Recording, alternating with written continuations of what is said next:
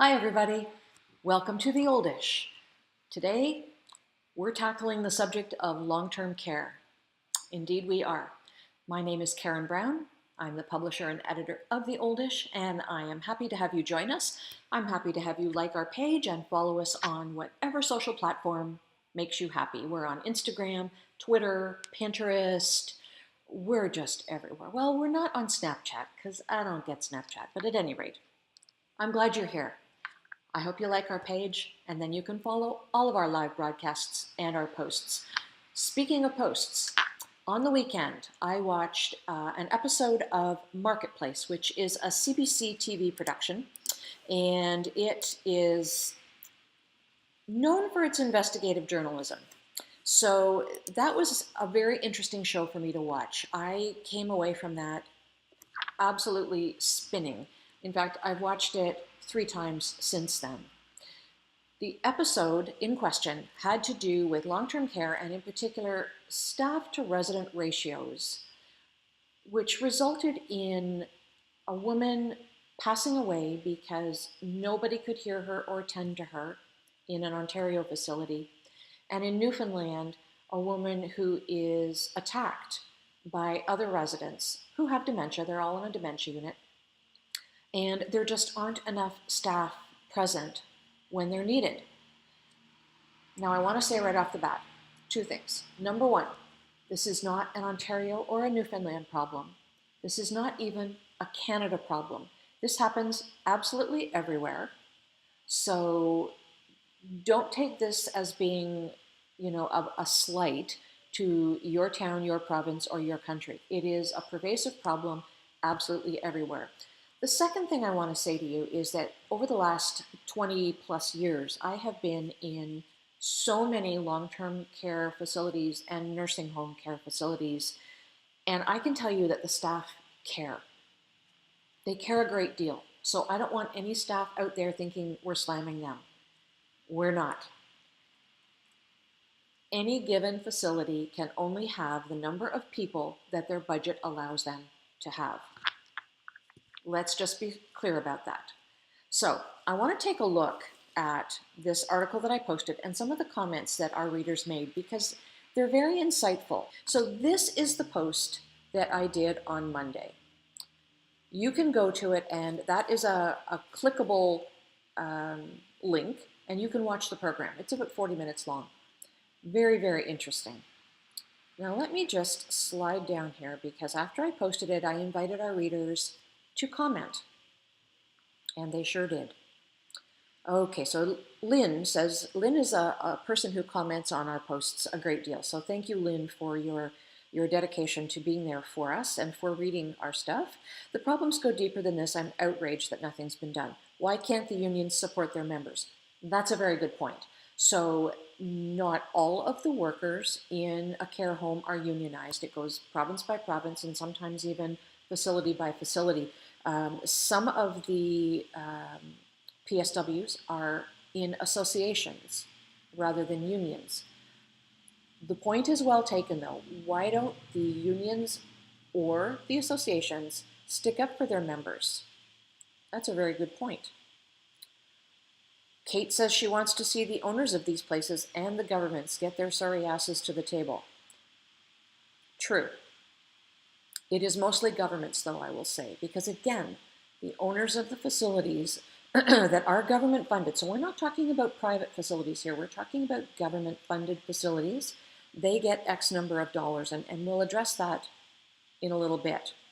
I replied to her that the Ford government, which is in Ontario, was boasting about how many more long-term care beds they were going to make available. But what they didn't address was how they were going to staff these extra beds. I mean, are they just going to add the beds? More beds? More residents per worker to care for? The Marketplace episode addresses that, by the way. And they get a non-answer. They get a very political answer about how, oh, we're studying the possibilities and we're talking to the people and investigating. Yes. We need lots more staff, Kate says. That's true. Alice Campbell says it's depressing. She's older herself, and if she ever found herself in a similar situation, that is to say, in a facility where there was not enough staff to look after her needs, she wanted to just wish everyone goodbye. Kim agrees with her. Helen makes a really good point. Ratios in child care facilities are legislated. I don't pretend to know what the number is, but it is legislated that you must have X number of staff members per child in a daycare center. So she is saying that the government needs to legislate that as well. And you're right, Helen, you are absolutely right. Susan says it's not just Ontario care homes. Absolutely not. Mary is angry and sad. This should not be happening. I agree. Susan, they'll likely have another study. Yeah. Upping taxes doesn't get any government votes, just my humble opinion. Yeah, that's true. You know, any government that says they're going to go in and raise taxes is automatically in the bad books. They need to make their plans a little more clear, or at least rejig how they are spending the revenue that they take in.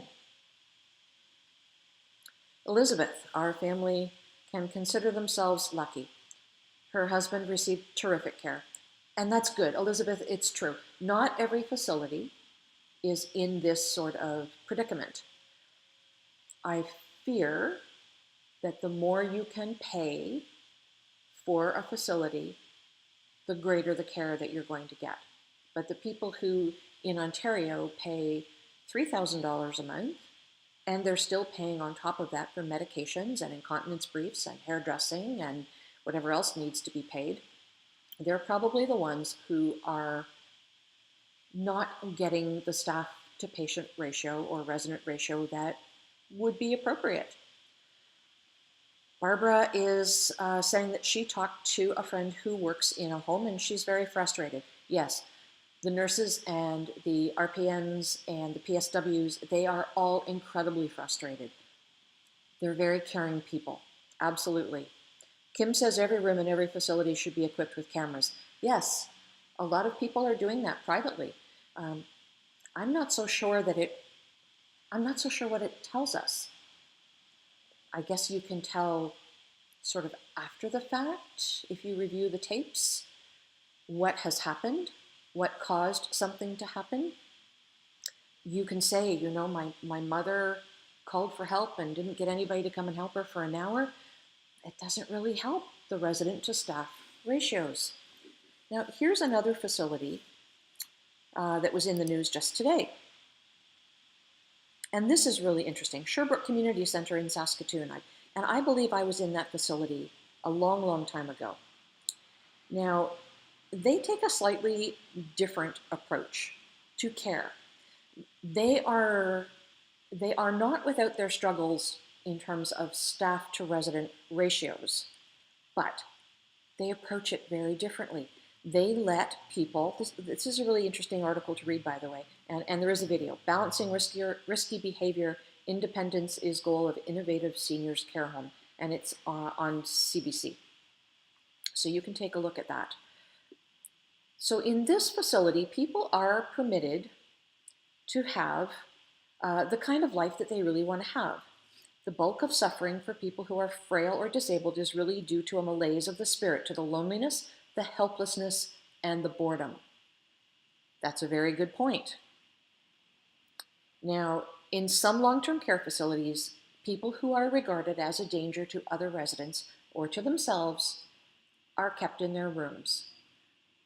And frankly, I feel that in many cases, they're given too many drugs, and they're not really themselves.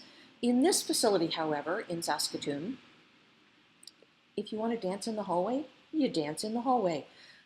Let them lead their life according to how they want to live. So there are lots of animals, cats, dogs, and birds live at the facility. That's a very good point. Seniors can get up when they want to get up. They can eat when they want to eat. They can dine in the large cafeteria. It's all about choices. That's very good. That is really very good. It's not a millionaire's club. It's just a facility that chooses to do business differently. So they are not without their problems. There are people like this particular gentleman, he wandered outside and his family wondered why he was allowed to go outside. People fall as well. So, you know, they may be on the right path and they're going to encounter some difficulties along the way. That is for absolute sure. Um, interesting approaches. Um, if any of you have any comments to make, by the way, please make them, and I will be able to see them. I think I will be able to see them. Let me just find, there we go, comments and reactions. Okay, if you have any comments, please write them below and I will be able to see them and we can share them on screen as we move forward with our broadcast. I made some notes though too that I want to bring up to you, just because I do sit on the board of a hospital. I'm a little bit aware of what goes on in the background. Government funding covers operational expenses. So wages are considered operational expenses. Union contracts are already in place. The negotiated agreements are already there with their annual increases, whatever they get. Not going to slam the unionized workers because they got a wage increase. That is not the point of this. The point of this is that government funding covers that. They also cover things like heat, hydro, the IT wages, all of the things that keep the lights on and keep the building warm. These things are completely out of control of the hospital. I mean, your hydro company sets its rates and its rate increases. Your heating company, whether it's gas or oil, they set their prices and it is what it is. They're the same to everybody. Hospitals and facilities may not get a break. I don't think that they do. In Ontario, the Ford government has given a 0% increase to hospitals this year. In years gone by, hospitals with other governments on both sides of the aisle were given a guaranteed 1% increase and then often received another 1%. So there was a 2% increase for several years there. This year, though, 0. So we get no increase in funding for hospitals. I am fairly certain that it is going to be a similar situation for long-term and nursing care facilities. That's it. The government has said you've got to be more efficient with the funding that you're given. Now, given that expenses, wages, heat, hydro, are increasing by 3, 5, 8% per year, if your funding is 0%, you've got to find that difference in your budget somewhere. Everybody does try to do their budgets without impacting patient care, but you can only get so lean. You can only get so lean before it is an incredible problem. Staff are very upset by these care levels. PSWs are very upset. And I'm going to tell you, PSWs are not paid nearly enough. Whether they work in facilities or whether they work in community care, this is not a job that has the sort of, prestige is the wrong word, but the sort of support from our culture in general that shows that it is valued. These people are looking after our loved ones. Elderly people, people with mental health challenges, people who live in community care somehow, some way. There's a spectrum of age groups and they need to be paid better. I looked up what a PSW is paid and it was like $16, $17 an hour. I'm sure that there is a range, and again, it depends on your province and it depends on your country. They need to be paid a whole lot more. They really do. And the facilities need to be hiring a lot more of them. So that's something. Aging in place. I've said this before, but it was long ago. Aging in place, to me, this is just my opinion, is an expression that was, I'm sure, invented by some bureaucrat somewhere to make it seem nice, to download the responsibility of aging to families and communities. Just my opinion. Aging in place. There aren't nearly enough long-term and nursing care beds. Something like 90% of people will age in place. And yes, I do use the expression because it's a commonly known expression. We know the expression. But really, it means it's your responsibility, not the government's, because they're not living in a government-funded home. So given that everything is downloaded to families anyway, here's what I think. Family caregivers we know are being worn out. It's not uncommon for a family caregiver to die before the person to whom they are giving care because they get so overwrought. I mean, can you imagine an aging 80-year-old wife trying to lift her also aging husband, who may be of a similar age, in and out of bed, in and out of chairs, onto and off the toilet, into a shower, and she has no help. You know, families live very geographically dispersed these days. I don't think that's such an uncommon scenario. I don't mean to be fear-mongering here. I just don't think it's a very uncommon scenario. What if these people who live in long-term care, who are paying $3,000, $4,000, $5,000 a month, yes, $3,000, $4,000, $5,000 a month, and more, took that $3,000, $4,000, $5,000 and hired their own caregiver? Now, I know when you divide it by the number of days in a month and divide it by a reasonable, respectable wage, it's probably 3.5, 4, maybe at the outside 5 hours of care a day.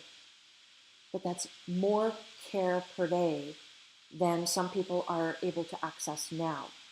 Remember that when people live in long-term care, they have extra expenses on a daily basis, and the families still have to go into the facilities and provide care to their loved ones. That's just the way it is. You're paying $3,000, $4,000, $5,000 a month, but you have to go in every day and make sure that they're clothed properly, make sure that they're bathed, make sure that they're fed. Again, not the staff's fault. There are only so many staff to go around. I'm saying that if you have to augment the care anyway, why not take that money and augment it in your own home? It's not going to work for everybody, but it is perhaps a solution that may work. And it allows you to advocate for yourself and for your family and take control of it. I mean, the government is not taking control of this problem. And remember, we are on the leading edge of what has been coined the silver tsunami. This issue is not getting better anytime soon. It's getting worse. It's getting worse by the day, by the month, and by the year as more and more people reach that aging threshold and need help, need care. All right, I could go on and on forever about this because it is an issue that really matters to me and to a lot of our readers and to a lot of people out there. What are we going to do? What are the solutions? I don't pretend to have all of the solutions, but I know that if we leave it up to the government to decide what those solutions are, we're not going to be where we need to be. And by the minute, I'm getting older. So, I don't particularly want to live in a long-term care facility. I want to live in my home. But I do recognize that there are issues. All right, Jody, you're saying something. She's been add to broadcast. I've been an HCA for 42 years in Manitoba. Jody, you're beautiful. All right, HCA in Manitoba for 42 years. So tell us, Jody, what's your experience? I mean, expand on that. Is this something that that's been a problem in Manitoba? Are you seeing home care improving or deteriorating? Do you think that people are paid enough? I'd really like to hear. Let's just wait a few minutes and see if Jody can respond, because I'm really interested in her experience. Anyway, home care aides, they're not paid enough. Oh, of course. She says, of course. All right, Jody, give us the scoop. Tell us your story, because again, These are not Ontario or Newfoundland stories or BC stories. This is something that happens everywhere. Not improving at all. Ah, Jody. No, it's not. It's really not improving at all. So, Jody, you have worked in this. You have intimate, firsthand knowledge. What's the solution? Or what do you see as what might be at least a part of the solution? I'm really, really interested in hearing. This is great. Jody, Jody. We know that they're not paid well enough. We know that they're not valued as much as they should be.